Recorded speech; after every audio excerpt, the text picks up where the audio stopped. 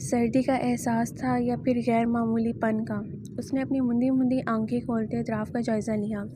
رات کا سارا واقعہ اس کے ذہن سے بالکل نکل گیا تھا۔ اس نے کثرمندی سے انگڑائی لیتے جو ہی دائیں جانب دیکھا، اپنے انتہائی قریب لیٹے وجود کو دیکھ کر اس کے چکے چھوٹ گئے، آنکھیں آخری حد تک پھیل گئیں۔ وہ عادت سے زیادہ کمفرٹر پہ قبضہ کیے ہوئے تھا، تبھی سردی کے احساس سے اس کی آنکھ کھلی تھی۔ اگلے ہی لمحے رات کا سارا منظر اس کی آنکھوں میں لہرا گیا۔ لیکن میں تو وہاں سوئی تھی، تو یہاں؟ یہ سب سوچتے اس کی حالت غیر ہونے لگی۔ اس نے سختی سے اپنے لبوں پر ہاتھ جما لیا۔ زاویار جو اس کے جاگنے پہ ہی بیدار ہو چکا تھا، اس کے چہرے کی اڑی اڑی رنگت دیکھ اس نے محظوظ ہوتے دوبارہ آنکھیں موند لیں۔ کیا انہوں نے میرے ساتھ؟ نہیں، ایسا نہیں ہو سکتا۔ وہ نفی میں سر ہلاتے بڑبڑائی۔ چہرے پہ ایک رنگ آ رہا تھا، ایک جا رہا تھا۔ اگلے ہی لمحے زاویار اپنی آنکھیں مسلتے اپنی جگہ پہ اٹھ بیٹھا۔ اس کا خوف ایک بار پھر اسے مزہ دے گیا۔ امید ہے تمہاری کل کی رات بہت حسین گزری ہوگی۔ اس کی غیر متوقع بات پہ ماہا بھونچا رہ گئی۔ اسے اپنے شک کی تصدیق ہوتی محسوس ہوئی۔ کل رات؟ کیا مطلب؟ کیا ہوا تھا کل رات؟ وہ بدک کر اس سے فاصلہ قائم کر گئی۔ زاویار نے گہری نگاہوں سے اس کا گریز محسوس کیا۔ اب اس دوری، اس فاصلے کا فائدہ، جب تمام تر فاصلے تم خود مٹا چکی ہو؟ وہ اسے مزید تنگ کرنے پہ آمادہ تھا، تبھی ٹھنڈے ٹھار لہجے میں بولا۔ ماہا کا سر بے ساختہ نفی میں ہلا۔ ایسے کیسے ہو سکتا ہے؟ میں تو سو گئی تھی۔ آپ جھوٹ بول رہے ہیں نا؟ وہ آنکھوں میں الجھن لیے خوفزدہ سی بولی۔ زاویار کی پیشانی پہ سلوٹیں نمودار ہوئیں۔ میں تمہیں پاگل لگتا ہوں؟ رات کو میرے نزدیک تم آئی تھی، میں تو خود بہت پیچھے ہٹ گیا تھا۔ اب اپنی غلطی میرے سر ڈالنے کی ضرورت نہیں ہے۔ وہ پتھریلے لہجے میں بولتے اپنی جگہ سے اٹھ کھڑا ہوا۔ ماہا کی رنگت سفید پڑ گئی۔ اس نے سر بے یقینی کی کیفیت میں نفی میں ہلایا۔ میں تو سو گئی تھی، پتہ نہیں۔ بولتے بولتے اس کا لہجہ بھرا گیا۔ واش روم کی جانب جاتا زاویار اس کے رونے پر ٹھٹک کر رکا۔ وہ کچھ کہنا چاہتا تھا، مگر پھر سر جھٹکتے لمبے لمبے ڈگ بڑھتے واش روم کی جانب بڑھ گیا۔ اس کے جاتے ہی وہ ڈہ جانے والے انداز میں صوفے پہ بیٹھی اور اپنا دکھتا سر ہاتھوں میں گرا لیا۔ وہ واش روم سے نکلا تو اسے ابھی تک صدمے میں دیکھ سیکھ پا ہوا نہیں۔ مطلب وہ نزدیک اگر آئی بھی تھی تو وہ اس کا شوہر تھا، کوئی غیر تو نہیں تھا۔ صدمے سے باہر نکلا بی بی، کیونکہ اب جو ہونا تھا وہ ہو چکا۔ ویسے یہ بھی ٹھیک ہے، مجھے تمہارے نزدیک آنے کی ضرورت ہی نہیں آنی پڑی، اور تم ساری دنیا انہی نزدیکیوں میں سمیٹ لو گی۔ وہ برش ڈریسنگ ٹیبل پہ پٹکتے اس کی جانب آئے اور جھک کر معنی خیزی سے بولتے اس کی جان نکال گیا۔ ماہا نے تڑپ کر اس کی جانب دیکھا۔ دیکھیں، اگر میں غلطی سے ایسا کچھ کر بھی بیٹھی تو آپ کو مجھے ہوش دلانی چاہیے تھی نا، آپ یوں میری بے بسی کا مذاق نہیں اڑا سکتے۔ وہ بھیگے لہجے میں بولی۔ زاویار نے چہرہ جھکاتے بامشکل اپنی مسکراہٹ ضبط کی، لیکن اس کے متوجہ ہوتے ہی وہ ایک بار پھر سنجیدہ ہو گیا۔ اب کوئی مکمل رضامندی کے ساتھ خود چل کر میرے نزدیک آیا تھا تو میری فطرت میں دھتکارنا تو ہے ہی نہیں۔ کوئی محبت سے میری جانب ایک قدم بڑھائے، میں اس کی طرف 10 قدم بڑھاتا ہوں، کیا سمجھی؟ وہ انگلی اس کی ٹھوڑی پہ رکھتے اس کا چہرہ اوپر اٹھاتے مزے سے بولتے سوالیہ انداز میں بھویں اچکا گیا۔ ماہا نے حفت سے سرخ پڑتے چہرہ جھکا لیا۔ اسے نہ جانے کیوں کچھ یاد نہیں پڑ رہا تھا۔ زاویار حاضی گہری نگاہ اس کے وجود پہ ڈالتے دروازے کی جانب بڑھا، مگر کچھ سوچتے ایک بار پھر واپس اس کی جانب آیا۔ اب کی بار دونوں کے درمیان صرف 2 انچ کا فاصلہ تھا، یہاں تک وہ بہت آرام سے اسے چھو سکتی تھی۔ ماہا کا دل پسلیاں توڑ کر باہر آنے کو بیتاب تھا۔ تمہاری قربت کا خمار ہی کچھ ایسا تھا کہ مجھ معصوم کو بہکنا تو لازم تھا پھر۔ وہ اس کے کان میں جھکتے گمبھیر سرگوشی کرنے والے انداز میں بولتے اس کے چھوٹے آویزے پہ اپنا احساس دلاتے ہوا ہوا کے جھونکے کی مانند وہاں سے غائب ہو گیا۔ ماہا کی ریڑھ کی ہڈی میں سنسناہٹ سی دوڑ گئی۔ اس نے اپنے دماغ پہ بے حد زور ڈالا، لیکن چاہ کر بھی اس کا ذہن کچھ یاد کرنے پہ آمادہ نہیں تھا۔ انہیں نہ جانے کون سے پاگل کتے نے کاٹ لیا ہے، وہ تنک کر بولی اور تمام سوچوں کو ذہن سے جھٹکتے فریش ہوتے نیچے کی جانب بڑھی۔ لیکن آج نیچے جاتے ہوئے اس کی چال میں وہ پرجوشی نہیں تھی جو روز موجود ہوتی تھی۔ اس کی سب سے بڑی وجہ زاویار کی موجودگی تھی۔ اس نے چور نگاہوں سے لاؤنج میں دیکھا، جہاں زاویار ظفر صاحب کی کسی بات کا مسکراتے ہوئے جواب دے رہا تھا۔ البتہ ان کی آنکھوں میں نمی دیکھ ماہا کا دل مٹھی میں جکڑا گیا۔ باہو، علی کے ڈرانے پہ وہ دل کے مقام پہ ہاتھ رکھ کر چیخ مارتے پیچھے ہوئی اور حشمگین نگاہوں سے اس کی جانب دیکھا جو اب مسلسل ہنس رہا تھا۔ علی بھائی بس کریں، یقین کریں ہنستے ہوئے بالکل اچھے نہیں لگ رہے۔ وہ اس کے مسلسل ہنسنے پر حجالت سے سرخ پڑتے ہار کھانے والے انداز میں بولی۔ زاویار نے آنکھیں چھوٹی کرتے ناسمجھی سے اس کا جائزہ لیا۔ اس میوٹ مشین کو ان میوٹ کس نے کر دیا؟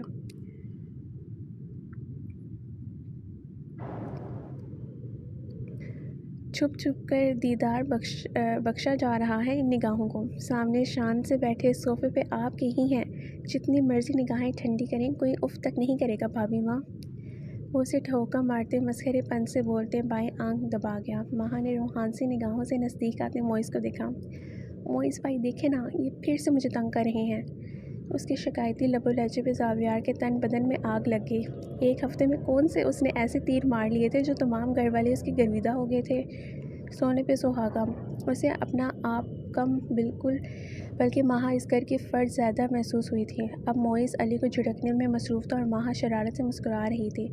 اس دوران وہ یہ بات بالکل فراموش کر چکی تھی کہ وہ مسلسل کسی کی گہری نگاہوں کے حصار میں مقید تھی۔ اس کے بعد وہ چائے بنانے کی خاطر کچن کی جانب بڑھ گئی اور باقی سب زاویار کی جانب متوجہ ہو گئے۔ گڈ مارننگ بھائی۔ گڈ مارننگ بھائی کی جان، کیسا ہے میرا بچہ؟ یونی کیسی جا رہی ہے؟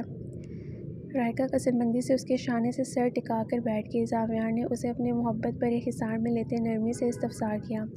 آج ویسے بھی اسے 10 بجے تک یونی جانا تھا کیونکہ ایک ہی کلاس تھی۔ اس دوران بھی ماہا سب کے لیے چائے لے آئی تھی۔ سب کو چائے سرو کرتے اس نے سب سے آخر میں کپ زاویار کی جانب بڑھایا۔ علی شرارت سے کھانسا۔ ماہا نے قہر برساتی نگاہوں سے اس کی جانب دیکھا۔ میں وداؤٹ شوگر پیتا ہوں۔ وداؤٹ شوگر ہی ہے، اس نے برجستہ جواب پہ زاویار نے چونک کر اس کی جانب دیکھا تو اس کے ہاتھ میں موجود کپ کپا گیا۔ اب کی بار اس نے خاموشی سے کپ تھام لیا لیکن جان بوجھ کر اس نے اس کے ہاتھ پہ دباؤ بڑھانا نہیں بھولا تھا۔ بھائی آپ کو دیکھ کر لگتا نہیں ہے کہ آپ شادی شدہ ہو گئے ہیں؟ علی کی لن ترانے عروج پہ تھیں۔ ماہا نے بامشکل مسکراتے پہلا گھونٹ بھرا کیونکہ علی سے کوئی بعید نہیں تھا۔ کیوں، شادی شدہ لگنے کے لیے ماتھے پہ بینر لگا کر گھومنا پڑتا ہے کیا؟ وہ ٹانگ پہ ٹانگ چڑھائے پرسکون سا بولا۔ اس دوران اس کی نگاہوں کا فوکس مسلسل سامنے بیٹھی ماہا تھی۔ وہ جو چاہتا تھا وہ ہو رہا تھا اور اسے یہ سب کرنے میں ایک عجیب سا لطف آ رہا تھا۔ کھلا کھلا رہنا پڑتا ہے، خوشی آپ کے چہرے سے پھوٹنی چاہیے، لوگوں کو معلوم ہونا چاہیے کہ زندگی میں بیوی آئی ہے۔ وہ گردن اکڑا کر بولا۔ ظفر نے اس کی بات پہ دائیں بائیں افسوس سے سر ہلایا۔ ایسی باتوں کی توقع صرف اسی سے کی جا سکتی تھی۔ بیوی نہیں، بے سکونی آئی ہے، وہ دل میں بڑبڑایا۔ یہ بات تو سراسر پھر بیوی پہ منحصر ہے۔ اس نے چائے کی چسکی بھری۔ اسے یہ اعتراف کرنا پڑا تھا کہ ایسی ذائقہ دار چائے اس نے کافی عرصے بعد پی تھی۔ ویسے بھی اپنی پروفیشن کی بدولت وہ گھر کا کھانا آج کل کم ہی کھا رہا تھا، لیکن جب بھی کھاتا تھا بوا کے ہاتھ کا ذائقہ بھی نارمل ہوتا تھا۔ اسے اپنے تمام تر تھکاوٹ معدوم ہوتی دکھائی دے رہی تھی۔ چلیں پھر آپ بتائیں بابی ماں۔ علی نے ماہا کو دیکھتے شرارت سے اپنا سوال دہرایا۔ اس کا سانس سوکھ گیا۔ اس نے بامشکل مسکراتے اس کی جانب دیکھا لیکن زاویار کے لبوں پہ زچ کر دینے والی مسکراہٹ دیکھ اس کا وجود کسی نے انگاروں کی لپیٹ میں دے دیا۔ نہ جانے کب، کیسے اور کیوں اس کے اندر یکدم خود سے ماہا نے سر اٹھایا۔ ایک شوہر تبھی خوش رہ سکتا ہے جب اس کی بیوی خوش اور کھلی کھلی رہے۔ جب اس کی زندگی بے سکون ہوگی تو وہ اتنی دریا دل بالکل نہیں ہوتی کہ شوہر کو سکون سے رہنے دے۔ ان کی مثال کچھ ایسی ہی ہے۔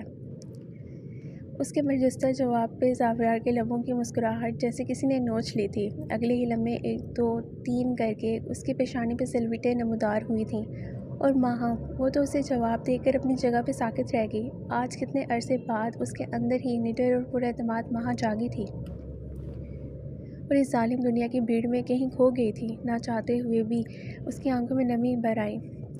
علی نے باقاعدہ کھڑے ہو کر اس کی ہمت کی داد دی تھی۔ موئز اور ظفر کے چہرے پر موجود ستائش دیکھ اس کا خلق تک سوکھ گیا۔ بھائی آپ نے جواب کیوں نہیں دیا؟ ویسے سچ ہی کہتے ہیں ایک شیر بھی شیرنی کی موجودگی میں بھیگی بلی بن جاتا ہے۔ رائکا اپنی بات پہ کہا لگا کر ہنس دی لیکن ماہا چاہ کر بھی مسکرا نہ سکی۔ اس نے چور نگاہیں اس کی جانب اٹھائیں۔ بھابھی ماں، آپ اپنی آنکھیں بغیر کسی ڈر کے ٹھنڈی کر سکتی ہیں۔ اس کا وقت برا تھا کہ علی نے اس کی چوری پکڑ لی۔ اس نے فوراً سے بیشتر سٹ پٹا کر نگاہوں کا زاویہ بدلا۔ تمہاری بابی ماں بہت فرصت سے اپنی آنکھیں ٹھنڈی کر چکی ہیں علی، تمہاری اجازت درکار نہیں ہے اسے۔ اس کی آنکھوں میں جھانکتے اسے شاید گزری رات کا حوالہ دے رہا تھا۔ ماہا کو اب کی بار رونا آنے لگا۔ ایسا بھی کیا ہو گیا تھا رات کہ وہ بات بات پہ تانا مار رہا تھا؟ فرزانہ پھپھو کے اچانک آنے پہ جہاں ماہا نے تیزی سے اپنا دوپٹہ درست کیا، وہیں زاویار نے سنجیدگی سے اس کی حرکت کا ملاحظہ کیا اور ان سے ملنے کی خاطر اپنی جگہ سے اٹھ کھڑا ہوا۔ کبھی ڈری سہمی تو کبھی پورے اعتماد سی یہ لڑکی اسے خود میں ہی الجھی ایک پہیلی محسوس ہوئی جسے سلجھانے کی خواہش نہ جانے کیوں زاویار کے دل میں پیدا ہوئی تھی۔ آج ناشتہ ملے گا بھی یا نہیں؟ علی میز بجاتے ہوئے مسلسل اونچا اونچا بول رہا تھا۔ فرزانہ نے ناگواری سے اس کی جانب دیکھا۔ چلا کیوں رہے ہو جیسے تمہیں اتنے عرصے سے کسی نے کھانا نہیں دیا؟ فرزانہ تنک کر بولی۔ علی نے مسکرا کر ان کی جانب دیکھا۔ کھانا تو ملتا ہے، میں کھاتا بھی ہوں، لیکن آپ دیکھتی ہی ایسے ہیں کہ نظر لگ جاتی ہے اور پھر سارا کھانا ہضم ہو جاتا ہے۔ وہ معصومیت بھرے لہجے میں بولا۔ پانی کا جگ میز پہ رکھتی رائکا نے بامشکل مسکراہٹ ضبط کی۔ علی، زاویار کے تنبیہی لب و لہجے پہ علی نے سر جھٹکا اور کرسی کھسکاتے اپنی جگہ سے اٹھ کھڑا ہوا۔ ارادہ کچن میں جانے کا تھا۔ میں کچھ مدد کروں بھابھی؟ عبیر کی دھیمی آواز میں ماہا رائکا کے ساتھ۔ علی نے بھی چونک کر اس کی جانب دیکھا، لیکن اگلے ہی لمحے اس کے ہاتھ میں سے نکلتا خون دیکھ وہ تیزی سے اس کی جانب بڑھی۔ ہاتھ پہ کیا ہوا؟ علی نے نرمی سے اس کی کلائی تھامی تو وہ سہم کر اپنی کلائی اس کی گرفت سے آزاد کرانے کی تگدو کرنے لگی۔ وہ میں بیڈ کا کیل لگ گیا تھا، اس نے چہرہ جھکائے دھیمے سے جواب دیا۔ علی کی پیشانی پہ شکنیں نمودار ہوئیں۔ رائکا نے جلدی سے فرسٹ ایڈ باکس علی کی جانب بڑھایا، جو اب عبیر کو کرسی پر بٹھاتے خود دوازنوں اس کے نزدیک بیٹھا روئی سے اس کا زخم صاف کر رہا تھا۔ اس کے دل میں آندھی سی اٹھ رہی تھی۔ اس کے ہاتھ پہ پٹی باندھتے علی نے بغور اس کے سپاٹ چہرے کو دیکھا اور اس کا ہاتھ دبایا۔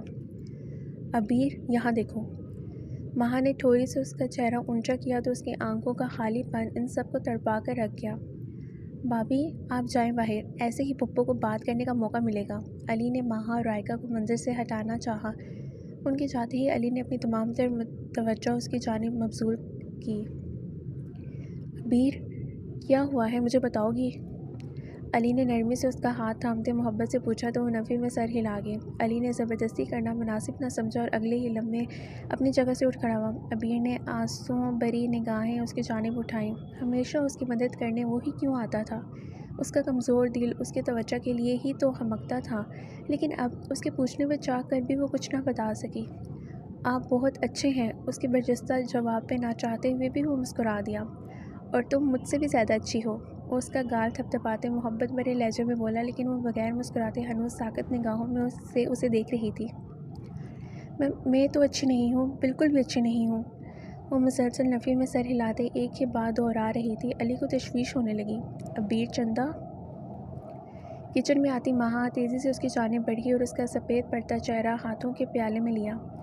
اس کا چہرہ ٹھنڈا پڑ رہا تھا۔ علی نے نہایت سنجیدگی سے اس کی حرکت کا ملاحظہ کیا۔ چلو اٹھو، باہر آ جاؤ، ناشتہ کر لو، وہ اسے اپنی جگہ سے اٹھاتے ہوئے بولی۔ اب کی بار عبیر نے بھی کوئی مزاحمت نہیں کی اور خاموشی سے باہر کی جانب بڑھ گئی۔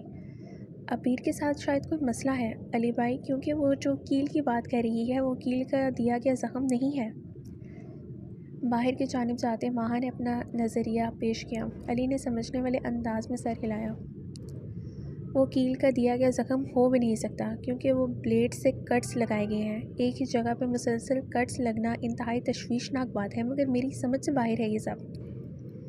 وہ ماہا کی سماعتوں میں بوم پھوڑتے اپنی کرسی کھینچ کر بیٹھ گیا۔ ماہا کا ذہن اس کی بات میں سائیں سائیں کرنے لگا۔ بے ساختہ اس کی نگاہ عبیر کی جانب اٹھی، جو چہرہ جھکائے بری طرح میز سے اپنا ناخن رگڑ رہی تھی۔ اس کے قدم خود بخود اس کی جانب بڑھے۔ ماہا، ناشتہ تو کر لو بیٹا۔ ظفر کی آواز پہ اس نے چونک کر ان کی جانب دیکھا۔ جی بابا، میں آج عبیر کے ساتھ بیٹھ کر ناشتہ کروں گی، وہ مسکرا کر بولتے اس کے ساتھ والی کرسی کھینچ کر بیٹھ گئی۔ اگلے 5 منٹ میں عبیر کافی حد تک بہتر ہو گئی تھی۔ علی نے تشکرانہ انداز میں مسکراتے ماہا کی جانب دیکھا۔ زاویار نے چونک کر عبیر کی ہتھیلی کو دیکھا جہاں پٹی بندھی ہوئی تھی۔ عبیر بچے، ہاتھ میں کیا ہوا؟ زاویار نے اپنی جگہ سے اٹھتے نرمی سے اس کے سر پہ ہاتھ رکھا تو سب کی نگاہیں اس کی جانب اٹھیں، لیکن وہ خوف سے باقاعدہ کانپنے لگی۔ ماہا نے چونک کر اس کی جانب دیکھا جس کے چہرے پہ تفکر کی لکیریں ابھری ہوئی تھیں۔ کچھ نہیں بھائی، بس کیل لگ گیا تھا، میں نے پٹی کر دی ہے، ٹھیک ہو جائے گا۔ علی نے اپنی جانب سے بات سنبھالنی چاہیے، اس کی بات کا ہی اثر تھا کہ وہ اس بات میں سر ہلا گیا۔ بھائی آج یوں نہیں، آپ چھوڑیں گے نا پلیز؟ رائکا جلدی چائے کا کپ منہ سے لگاتے ہوئے بولی۔ اس دوران ماہا بس خاموشی سے ناشتہ کرنے میں مصروف رہی۔ اگلے 5 منٹ میں وہ اپنا بیگ شانے پہ لٹکائے جوں ہی باہر نکلی وہ ہنوز بیٹھی ہوئی تھی۔ زاویار کے چہرے کے عضلات تن گئے۔ تم یوں نہیں جا رہی؟ اس کے سنجیدگی سے پوچھے گئے سوال پہ ماہا نے چونک کر اس کی جانب دیکھا۔ میں؟ ماہا نے ناسمجھی سے اپنی جانب اشارہ کیا۔ نہیں، تمہارے فرشتوں سے پوچھ رہا ہوں، وہ تڑک کر بولا۔ ماہا سٹپٹا گئی۔ علی اور موئز کا کہا بے ساختہ تھا۔ مجھے آگے نہیں پڑھنا، میں پڑھائی چھوڑ چکی ہوں، وہ خود کو مضبوط ظاہر کرتے بے خوفی سے بولی۔ اوہ ریئلی؟ کس سے پوچھ کے کہ آپ نے یہ کارنامہ سر انجام دیا ہے؟ دونوں ہاتھ سینے پہ باندھتے اس کے مقابل آیا اور طنزیہ لب و لہجے میں بولا۔ میں نے بابا سے پوچھ لیا ہے، وہ نظریں چڑھاتے ہوئے بولی۔ بابا سے پوچھنے یا نہ پوچھنے کا کیا جواز ہے؟ یہ میرا حکم ہے اور میں تمہارا شوہر ہوں، اسی لیے تمہیں میری سننی پڑے گی۔ اگلے 5 منٹ میں مجھے تم باہر ملو۔ وہ کھردرے لہجے میں بولتے اسے سلگا کر راکھ کر گیا۔ ماہا نے ملتجائیہ نگاہیں باقی سب کی جانب اٹھائی، لیکن وہ بھی تو طوطا چشم بن گئے تھے۔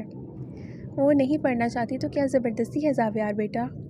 پھپھو کی مداخلت آج پہلی بار زاویار کو شدید ناگوار گزری تھی۔ پلیز پھپھو، اس وقت ایک شوہر اپنی بیوی سے مخاطب ہے۔ اس کے لہجے میں بھی ابھی بھی احترام موجود تھا۔ ماہا کا حلق تک سوکھ گیا۔ اس نے آنکھ کے اشارے سے اٹھنے کا کہا۔ ظفر نے مسکراتی نگاہیں باقی سب کی جانب اٹھائیں، وہ بھی مسلسل ان کی باتوں پہ مسکرانے کا فریضہ سر انجام دے رہے تھے۔ آپ میرے ساتھ زبردستی نہیں کر سکتے، وہ غصے سے بولتے تیزی سے کمرے کی جانب بڑھی۔ زاویار کے چہرے پہ سرخی پھیل گئی۔ چھی کیا دن آ گئے ہیں، علی افسوس کرنے والے انداز میں بولا، لیکن اگلے ہی لمحے اس کی گردن زاویار کے شکنجے میں مقید تھی۔ علی نے ہنستے ہوئے اپنا آپ چھڑوایا تو وہ تیزی سے کمرے کی جانب بڑھا۔ وہ سب لوگوں کی موجودگی میں اسے انکار کرنے والی ہوتی کون تھی؟ اسے کمرے میں آتا دیکھ وہ بدک کر صوفے سے اٹھ کھڑی ہوئی۔ میں نہیں جاؤں گی یونی۔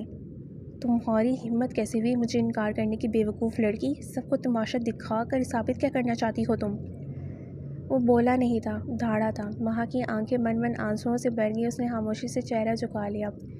اب وہ اسے کیا بتاتی؟ وہ ان لوگوں سے سامنا نہیں چاہتی۔ یوں نہیں چاہتی تو لازماً وہاں انجم اور ارحام سے ملاقات ہوتی اور اس کا ماضی ایک بار پھر اس کے سامنے آ جاتا۔ وہ اسی سب سے تو دور بھاگ رہی تھی۔ میں نہیں جانا چاہتی، پلیز میری صرف ایک بات مان لیں، پھر کبھی کوئی ضد نہیں کروں گی، پلیز، وہ بھرائے لہجے میں بولتی اس کے سامنے باقاعدہ ہاتھ جوڑ گئی۔ اس کی آنسوؤں سے لبریز آنکھیں دیکھ زاویار کے چہرے پہ سختی ہو آئی۔ اس کے لہجے میں کیا کچھ نہ تھا، مان، بھروسہ، جیسے وہ سچ مچ اس کی بات سن لے گا۔ اس کے علاوہ ہر بات مان لوں گا، مگر فی الحال تمہیں یوں نہیں جانا ہے، اسی لیے جلدی باہر پہنچو اور اب نو مور ایکسکیوزز۔ وہ اس کا گال تھپ تھپاتے اپنی عادت کے برخلاف نرمی سے بولا۔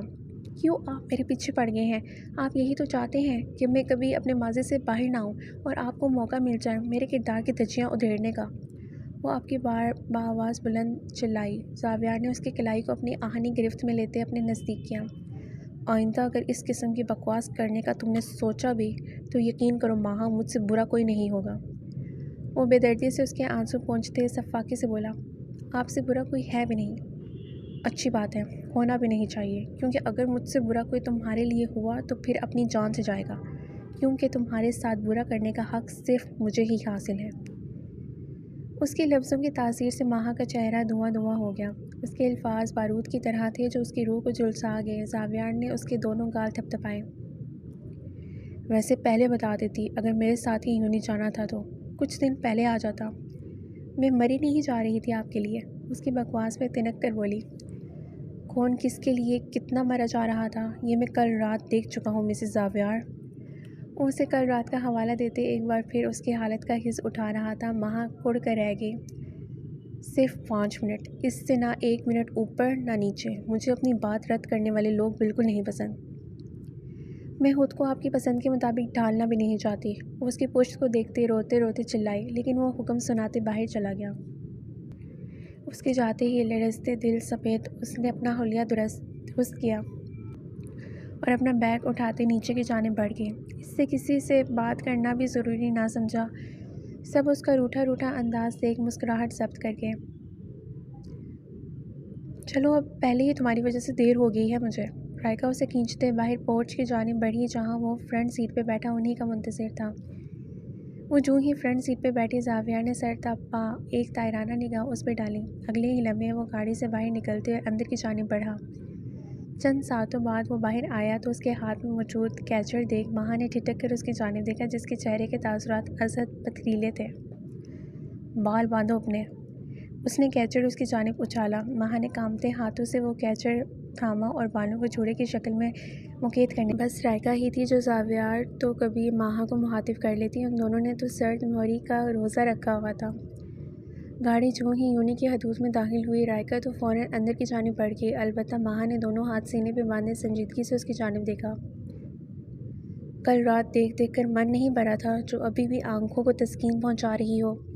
اس کی نگاہیں خود پہ محسوس کر چکا تھا تبھی دل جلانے والے انداز میں بولا، کسی نے خوب کہا تھا کہ اپنی بیوی کے معاملے میں وہ دقیانوسی میں سوچ نہیں رکھتا۔ اب اس پہ یہ سب نہیں جچ رہا۔ اس کا لہجہ زاویہ کے وجود میں چنگاریاں سی جلا گیا۔ اس نے شعلہ اگلتی نگاہوں سے ماہا کی جانب دیکھا۔ میری موجودگی میں تم جیسے چاہے ویسے رہو، لیکن میری غیر موجودگی میں جیسے میں چاہوں گا تم ویسے رہو گی، کیونکہ خود سے منسلک چیزوں پہ مجھے کسی کی نگاہ برداشت نہیں ہے۔ پاگل بھی کہہ سکتی ہو تم مجھے۔ وہ تنے تنے تاثرات سمیت بولتے تمسخر سے ہنسا۔ ماہا نے افسوس سے اس کی جانب دیکھا۔ کہلائے نہ پھر دقیانوسی سے۔ ماہا سر جھٹک کر بولی۔ زاویہ نے ایک جھٹکے سے اس کی کلائی اپنی گرفت میں لیتے اپنی جانب کھینچا۔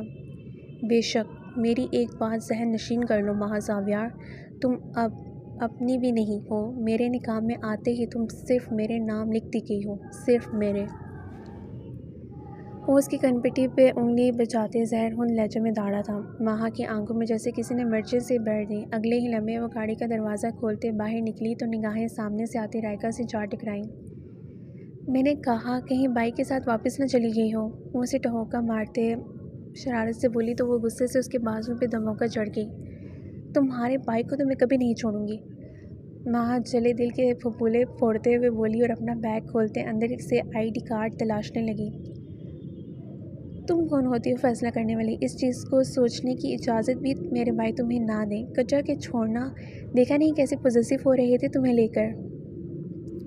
اس نے جیسے ماہا کی بے بسی کا مذاق اڑایا تھا۔ ان زبردستی کی شادیوں میں یہ پوزیسونیس، یہ عشق معشوقیاں نہیں ہوتی، صرف ضد ہوتی ہے، اور وہ اسی ضد میں بس اپنی دقیانوسی سوچ ظاہر کر رہے ہیں۔ وہ برا سا منہ بنا کر بولی، شادی کے بعد عشق میں جو لطف ہے وہ شادی سے پہلے کہاں؟ رائکا ایک شان سے بولی۔ ماہا اس کی سوچ پہ اشش کر اٹھی۔ سچ شکر تھا اسے آئی ڈی کارڈ بھی مل گیا تھا۔ تم جانتی ہو میری مما مجھے کیا کہتی تھیں، اور میری دوستیں بھی، کہ ماہا جس کو بھی ملے گی وہ بہت خوش قسمت ہوگا، کیونکہ میں اپنے گروپ میں سب سے خوبصورت تھی۔ لیکن مجھے ان سب باتوں سے کوئی فرق نہیں پڑتا تھا۔ اب شکر کر رہی ہوں کہ اپنی مما اور دوستوں کی باتوں پہ میں نے سر پہ حاوی نہیں کیا۔ ویسے رائکا، کیا میری آنکھیں سچ میں پیاری ہیں؟ وہ مسکرا کر بولتے بائیں جانب مڑی، لیکن وہاں کھڑے زاویہ کو دیکھ ماہا کا اوپر کا سانس اوپر اور نیچے کا نیچے رہ گیا۔ زاویہ نے ایک نظر اس کی خوبصورت آنکھوں اور ہمدار پلکوں پہ ڈالی تھی۔ میں بتاؤں؟ وہ بےہودی کی کیفیت میں اس سے پہلے کہ ماہا کی آنکھوں کو چھوتا وہ بدک کر پیچھے ہٹی۔ سن لو ماں، وہ جو اندر کی جانب بڑھ رہی تھی، ماہ نام کی پکار پہ اس کا دل بے ساختہ ڈوب کر ابھرا۔ اس نے تڑپ کر زاویہ کی جانب دیکھا۔ یہ نام، اس نام سے کیا کیا نہیں ذہن میں ابھرا تھا۔ یہ نام تو اس کے ماما پاپا اس کا لیتے تھے۔ نہ چاہتے ہوئے بھی اس کے قدم واپس زاویہ کی جانب بڑھے۔ زاویہ نے مسکراہٹ دبائی۔ جانتی ہو تمہاری آنکھیں کیسی ہیں؟ وہ بے حد نرمی سے اس کی آنکھوں پہ انگلی پھیرتے ہوئے بولا۔ ماہا یکٹک اس کی جانب دیکھ رہی تھی۔ تمہاری آنکھیں ایسی ہیں جیسے کسی نشے نے ڈوز چڑھائی ہو۔ ایک تسلسل تھا جو ان کے درمیان بندھا ہوا تھا، لیکن زاویہ کی غیر متوقع بات میں ماہا نے قہر برساتے نگاہیں اس کی جانب اٹھائیں۔ اب اس سے بھلا کیا توقع کرتی تعریف کی؟ وہی پاگل تھی جو اس کے لیے ٹھہر گئی تھی۔ اب دل ہی دل میں وہ خود کو سلاواتیں سنا رہی تھی۔ تمہیں کیا لگا تمہارے حسن میں قصیدے پڑھوں گا میں؟ وہ زج کر دینے والی مسکراہٹ سمیت بولا۔ مہا غصے سے مڑی لیکن اگلے ہی لمحے اپنے کان کے نزدیک ابھرنے والی سرگوشی پہ اس کے قدموں کو بے ساختہ بریک لگی۔ تمہیں ایک راز کی بات بتاؤں؟ تم مجھے تسخیر کرنا چاہو تو تمہارے لیے صرف 2 منٹ کا کام ہے، لیکن اگر کرنا چاہو تو… مہا نے اپنی آنکھیں اس کی بھوری سرد آنکھوں میں گاڑیں۔ وہ لوگ پارکنگ سائٹ پہ تھے، تبھی وہاں کوئی موجود نہیں تھا۔ اگلے ہی لمحے وہ جھکا، اس کے گال پہ اپنا محبت بھرا لمس چھوڑا۔ مہا کا چہرہ کندہاری ہو گیا۔ I already told you. وہ اب اسی گال کو انگلیوں سے سہلاتے جتا رہا تھا۔ اگلے ہی لمحے وہ مسکرا کر پلٹا اور وہاں سے نکلتا چلا گیا۔ اس کے جاتے ہی وہ جو ساکت کھڑی تھی بے نہانی کی کیفیت میں پلٹی، لیکن اپنے عین سامنے کھڑی انجم کو دیکھ مہا کا وجود جیسے زلزلوں کی زد میں آ گیا۔ اس کی رنگت پھیکی پڑ گئی، البتہ انجم دل میں اٹھتے ابال کو دباتے شعلہ بار نگاہوں سے اس کے سرخ پڑتے چہرے کو تک رہی تھی، جہاں ابھی بھی زاویار کا احساس باقی تھا۔ اہانت کے احساس سے مہا کا سر جھکتا چلا گیا۔ مطلب وہ انجم کی موجودگی میں جان بوجھ کر اس کے ساتھ یہ حرکت کر کے گیا تھا۔ اس کی عزت نفس مجروح کر گیا تھا۔ دل میں شدت سے بدگمانی نے سر اٹھایا۔ آنکھیں اس کی حرکت کے بارے میں یاد کرتے ایک بار پھر بھیگ گئیں۔ بہت خوش ہو نا تم مجھ سے میرا سب کچھ چھین کر؟ اس سے پہلے کہ وہ اسے نظر انداز کرتے اندر جاتی انجم کی بات پہ جہاں کی تہاں رہ گئی۔ اس دوران اس نے مڑ کر دیکھنا گوارا نہ کیا۔ اب کیوں نگاہیں چرا رہی ہو تم جاہل لڑکی؟ کسی کے نصیب کو چھین کر تم کبھی خوش؟ بکواس بند رکھو اپنی تم انجم۔ میری خاموشی کو کمزوری مت سمجھنا۔ میں تمہارا صرف لحاظ کر رہی ہوں، ورنہ تم ایسے نہیں جس کی بات سننا میں گوارا کروں۔ وہ تنفر بھرے لہجے میں بولی۔ انجم تمسخرانہ ہنسی۔ میری زندگی برباد؟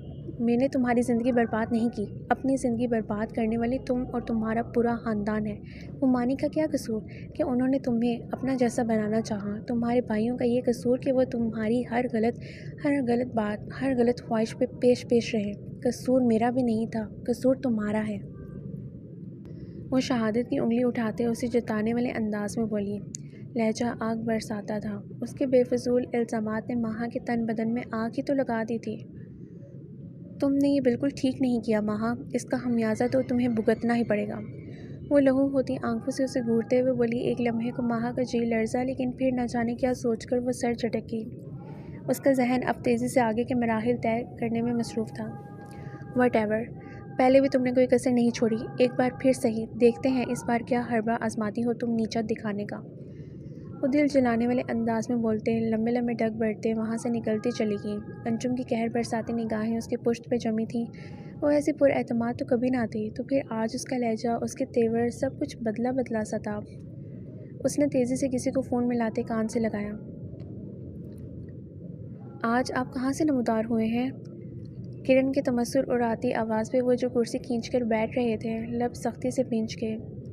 ایک انہی جلی کٹی باتوں کی بدولت وہ کھانے کی میز پر آنے سے کتراتے تھے۔ ابھی بھی ان کے تمسخر اڑاتے لہجے پہ ان کے تن بدن میں آگ لگ گئی۔ اس گھر کے افراد نے ویسے بھی مجھے مرا ہوا تصور کر لیا تھا، تو سوچا کہ انہیں ہوش دلاؤں کہ ابھی میں مرا نہیں ہوں۔ وہ ایک کاردار نگاہ ان پہ ڈالتے خاموشی سے بیٹھ کے میز پہ معمول کے برعکس خاموشی کا راج تھا۔ یہ میز تو سب لوگوں سے ہرا بھرا رہتا تھا۔ ان کے دل میں ایک ٹیس سی اٹھی۔ انسان جو احساس دلاتا ہے اگلا انسان وہی محسوس کرتا ہے۔ ویسے بھی ہم سے زیادہ تو آپ اس مہا کے سگے۔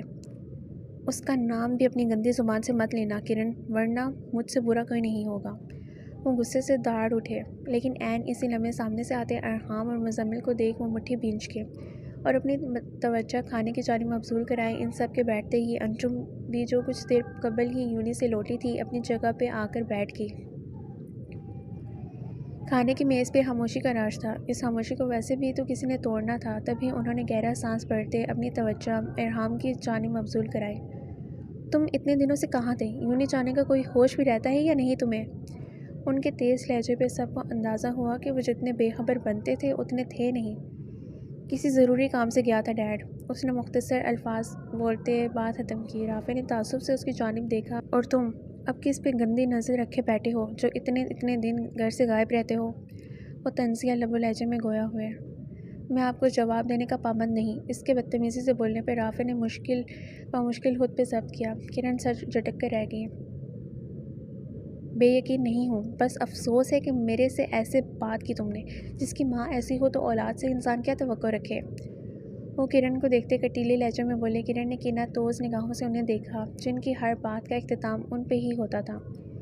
میرے پہ تبصرے کرنے کی کوئی ضرورت نہیں ہے، اپنی اس پاک باز ماں۔ میں نے تمہیں پہلے بھی تنبیہ کی ہے کرن بیگم، اپنی اولاد کو سنبھال نہ سکی تو دوسروں کی اولاد پہ کیوں انگلی اٹھا رہی ہو؟ وہ آج جہاں جس مقام پہ ہے وہ اسی لائق ہے، اور تمہاری اولاد آج جس مقام پہ ہے وہ اسی لائق ہے۔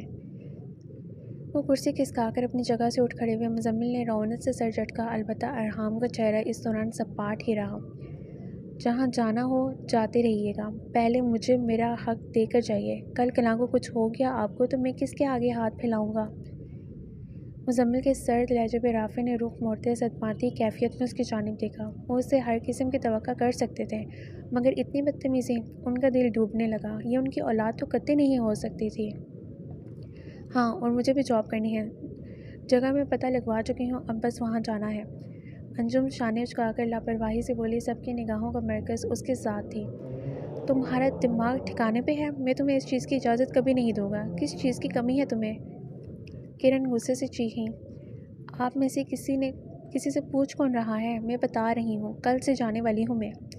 وہ چمچ پلیٹ میں پٹکتے وہاں سے نکلتی چلی گئی۔ آہستہ آہستہ ارحام بھی وہاں سے اٹھ کر چلا گیا۔ جو بھی کرنا ہے جلد از جلد کر لیں، حصہ دیں مجھے، بوڑھی جان ہے، کبھی بھی کچھ ہو سکتا ہے آپ کو۔ ان دونوں کو باور کراتے ہنستے ہوئے اپنے کمرے کی جانب بڑھ گیا۔ رافع کی آنکھوں کے سامنے اندھیرا سے چھا گیا۔ انہوں نے فک چہرے سمیت حالی حالی نگاہوں سے کرن کے چہرے کے اڑے اڑے رنگ ملاحظہ کیے اور آہستہ آہستہ قدم اٹھاتے وہاں سے نکلتے چلے گئے۔ ان کی اولاد ایسا بھی کچھ کر سکتی تھی تو یہ ان کے وہم و گمان میں بھی نہیں تھا۔ کرن نے پرسوچ نگاہیں مزمل کے کمرے کے بند دروازے پہ ٹکا دیں۔ نہ جانے ان کی ساری اولاد کس طرح کا مسافر بن بیٹھی تھی۔ تمہارا چہرہ کیوں پھولا ہوا ہے؟ واپسی کے وقت گاڑی تیزی سے گھر کی جانب رواں دواں تھی۔ اسی دوران رائکا نے اس کے سرخ پڑتے چہرے کو دیکھ استفسار کیا تو وہ چہرہ جھکا گئی۔ کچھ نہیں، بس ایسے ہی، وہ نگاہیں چڑھا کر بولی۔ صبح والا منظر آنکھوں سے ہٹ ہی نہیں رہا تھا۔ رائکا نے اس کے شانے پہ ہاتھ رکھتے اس کی توجہ اپنی جانب مبذول کرائی۔ Maha, is everything all right? کچھ بھی ٹھیک نہیں ہے رائکا، کچھ بھی ٹھیک نہیں ہے۔ میں جب خوش فہمیوں میں گھرنے لگتی ہوں، میرا ماضی ایک برے خواب کی طرح ایک بار پھر میرے سامنے آ جاتا ہے۔ میں نے آج یوں نہیں جانا تھا، آج کیا میں نے کبھی یوں نہیں جانا تھا، لیکن تمہارے بھائی نے زبردستی مجھے بھیجا۔ میں انجم سے سامنا نہیں چاہتی تھی، لیکن انہوں نے جان بوجھ کر انجم کے سامنے میرے… وہ جو بھیگے بھیگے لہجے میں بول رہی تھی، کچھ سوچ کر رکی اور گڑبڑا کر اس کی جانب دیکھا۔ سچ شکر تھا کہ جلد بازی میں وہ کچھ اور نہیں بول بیٹھی تھی۔ انجم کے سامنے کیا؟ رائکا نے اصرار کیا۔ انجم کے سامنے میرے ساتھ ہنس ہنس کر آئے ہیں، جیسے میں بہت خوش ہوں ان کے ساتھ۔ اسے جلا کر وہ کیا ثابت کرنا چاہتے ہیں اسے؟ وہ تھکے تھکے لہجے میں بولتی نگاہوں کا زاویہ بدل گئی۔ رائکا نے افسوس سے اس کی جانب دیکھا۔ ماہا، تمہیں ہو کیا گیا ہے؟ اگر وہ اچھا چاہ رہے ہیں تو اب تم بھائی نامہ شروع کر دو گی، کیونکہ بھائی سے بڑھ کر تمہارے لیے کچھ اور ہے بھی کیا؟ میں ہی پاگل ہوں، نہ جانے کس سے بات کر رہی ہوں۔ اس دوران گاڑی پورچ میں رکی تو وہ بغیر اس کی بات سنے تیزی سے گاڑی سے نکلتے اندر کی جانب بڑھی۔ آج اسے صاف لفظوں میں زاویار سے بات کرنی تھی۔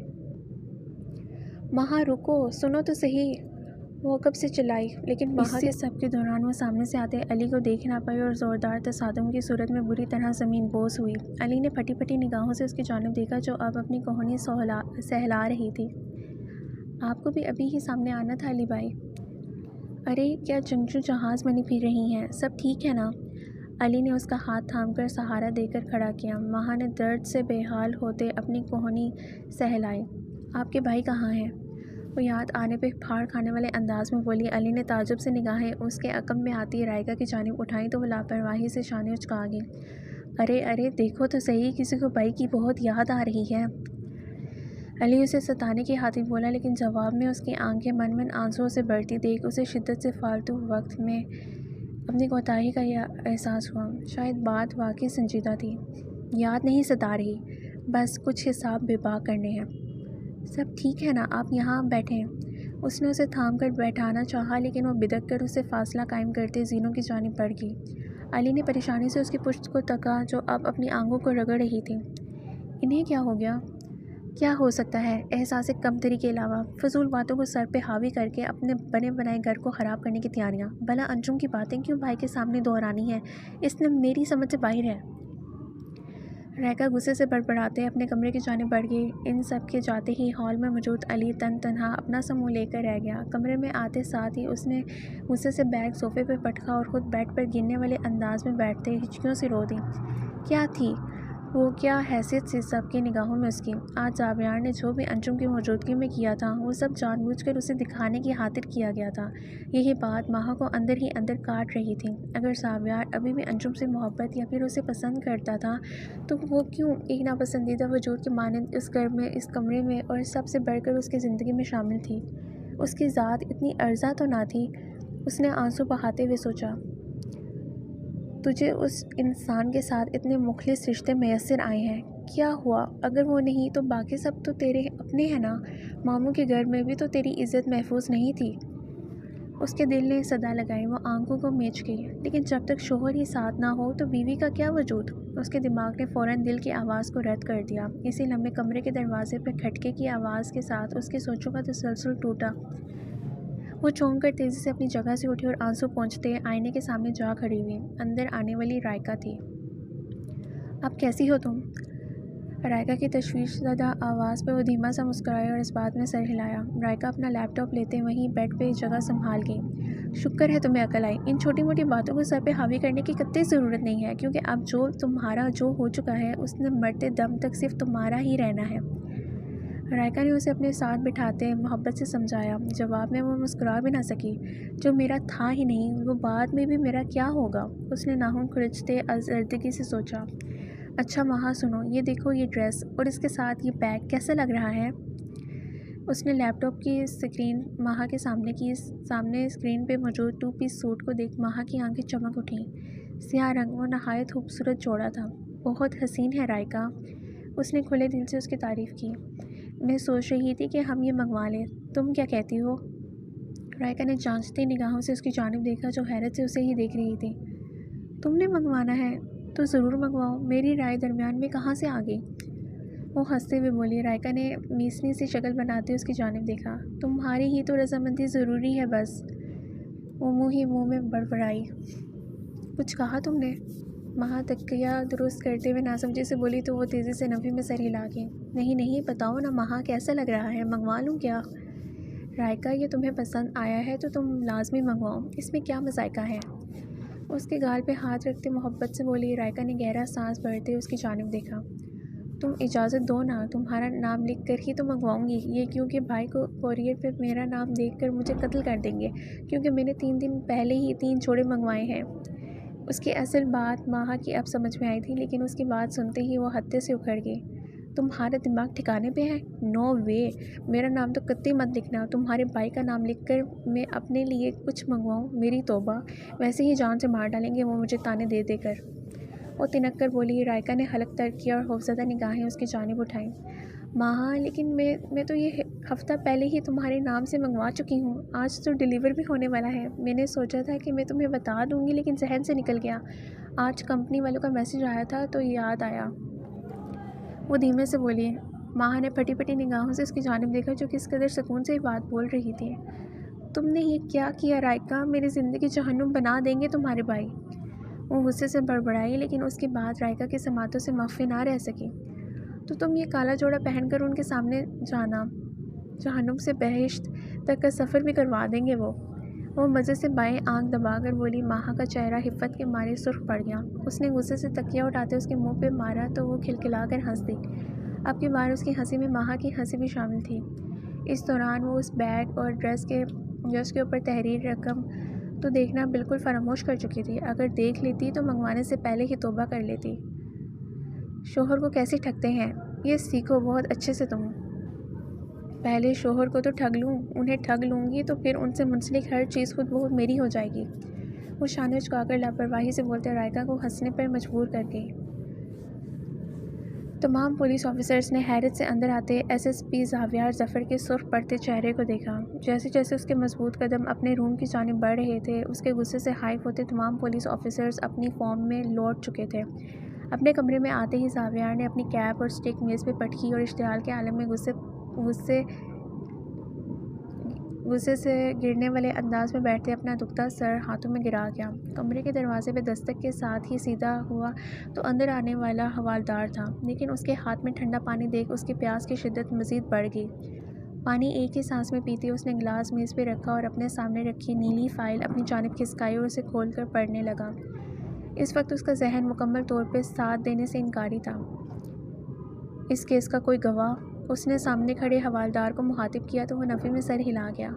زاویار نے غصے سے فائل بند کی اور کسی کو فون ملانے لگا۔ اگلے 5 منٹ میں حسن اس کے سامنے موجود تھا۔ اس نے اشارے سے حوالدار کو وہاں سے جانے کا کہا اور اپنی تمام تر توجہ اس کی جانب مبذول کرائی۔ باہر سے اڑتی اڑتی خبر آئی ہے کہ تم بہت غصے میں تھے۔ تو کیا ہنسوں؟ کبھی زندگی میں کسی کیس نے خود میں اتنا نہیں الجھایا جتنا اس نے الجھایا ہے۔ سمجھ سے باہر ہے۔ جو وقت مجھے ملا تھا اب تو اس میں بس ماہ ہی باقی ہے۔ اب تو میرے حوصلے بھی کمزور پڑنے لگے ہیں۔ وہ جو اتنے دنوں سے بھرا بیٹھے تھا پھٹ پڑا۔ حسن نے افسوس سے اس کی جانب دیکھتے اس کے ہاتھ پہ ہاتھ رکھا۔ فی الحال وہ سب اسی کے انڈر کام کر رہے تھے، لیکن حسن کی اس سے دوستی ہونے کے باعث ان میں کبھی بھی کسی قسم کی فارمیلٹی نہیں رہی تھی۔ زاویار ہمت کر، تجھ سے ایسے ہار جانے کی امید۔ ہارا کون ہے حسن؟ کوئی بھی نہیں ہارا۔ اب بھی جیت ہوگی اور اب بھی جیت کو اپنے نام لکھوانے والا بھی زاویار ظفر ہی ہوگا، ہمیشہ کی طرح۔ وہ آنکھوں میں پتھریلے لہجے تاثرات لیے تند لہجے میں گویا ہوا۔ حسن نے مسکرا کر اس کا پرعزم انداز دیکھا۔ وہ ایسا ہی تھا، ایک پل میں تھک جاتا، اگلے ہی پل اس کی داڑھ سے پورا تھانہ دہل جاتا تھا۔ ہمارا سامنا اس دن جس سے ہوا تھا، تم نے اس انسان کے بارے میں جاننے کی کوشش کی؟ اور وہ بچہ؟ زاویار نے ایک بار پھر فائل کھولی اور سنجیدگی سے استفسار کیا۔ وہ بچہ واحد گواہ ہے اس چیز کا۔ تبھی فی الحال اسے کسی محفوظ جگہ پہ رکھا گیا ہے، لیکن اس کی حالت نہایت ابتر ہے زاویار۔ وہ کسی کی بھی نہیں سن رہا۔ اس پہ اس قدر ٹارچر کیا گیا ہے کہ وہ کچھ بولنے سننے کو ہی آمادہ نہیں ہوتا، البتہ اسے کسی قسم کا سوال کرو تو وہ بپھر جاتا ہے۔ حسن نے اسے تفصیل سے آگاہ کیا۔ زاویار کی پرسوچ نگاہیں اس دوران اس کے چہرے پہ جمی ہوئی تھیں۔ وہ بچہ ہی ہمارے لیے اس کیس کو سر کرنے کی ایک کڑی ہے حسن، اسے ہم کسی قیمت پہ نہیں کھو سکتے۔ زاویار نے سرد میری سے اسے جتایا تو اس بات میں سر ہلا گیا۔ اور وہ شخص؟ وہ بہت چالاکی سے اپنا داؤ کھیل رہا ہے زاویار۔ 1 منٹ رکو۔ حسن سنجیدگی سے بولتے اپنی جگہ سے اٹھا اور ایک فائل اس کی جانب بڑھائی۔ زاویار نے سوالیہ نگاہیں اس پہ مرکوز کی۔ اس میں نے سب کچھ ڈال دیا ہے، تفصیل وغیرہ، ان آدمیوں کی بھی جس کے بارے میں تم نے مجھے کہا تھا، اور اس کیس پہ جس نے بھی کام کیا ہے، ان کی تمام اکٹھی کی گئی معلومات کو دیکھ کر میں یہ سب جوڑ پایا ہوں، لیکن کڑی ابھی تک پوری طرح پھر بھی نہیں سلجھی۔ اب تمہاری نظر کرم باقی ہے۔ وہ خاموش ہوا تو زاویار نے فائل پہ اپنی نگاہیں دوڑانا شروع کی، لیکن اگلے ہی لمحے تیسرے صفحے پہ ماسک کے ساتھ وہ آنکھیں دیکھ زاویار بری طرح الجھ گیا۔ اس نے اپنی آنکھیں میچ کر کھولی اور اپنی پیشانی مسلنے لگا۔ حسن بغور اس کے ایک ایک حرکات و سکنات کا جائزہ لے رہا تھا، خود کو پوچھنے سے روک نہ پایا۔ سب ٹھیک ہے زاوی؟ حسن نے تفکر بھرے لہجے میں باز پرس کی۔ ہاں، نہیں، میرا مطلب ہے کہ یہ آنکھیں میں کہیں دیکھ چکا ہوں، میں نے بہت قریب سے دیکھا ہے اس شخص کو، لیکن کہاں یہ سمجھنے سے قاصر ہوں۔